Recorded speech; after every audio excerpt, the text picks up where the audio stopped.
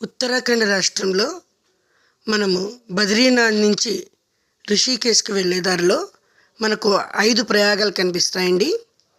వాటిల్లో మొదటిది విష్ణుప్రయాగ, నందప్రయాగ, కర్ణప్రయాగ, రుద్రప్రయాగ, దేవప్రయాగ. మనము ఇక్కడ చూస్తున్నది ఇది దేవప్రయాగ అండి. ఇక్కడ భాగీరథి నది, అలకనంద నది 2 కలయిక అన్నమాట. ఇక్కడ అందుకే ఉత్తరాఖండ్ని ఈ దేవప్రయాగని దేవతల భూమిగా పిలుస్తారు. ఇక్కడ భాగీరథి వచ్చేసి మీకు ఆకుపచ్చ కలర్లో కనిపిస్తుంది. బూడిద రంగులో ఉన్నది అలకనంద నది. ఈ 2 ఇక్కడ సంగమమయ్యి మనకు గంగలాగా ప్రవహిస్తాయన్నమాట.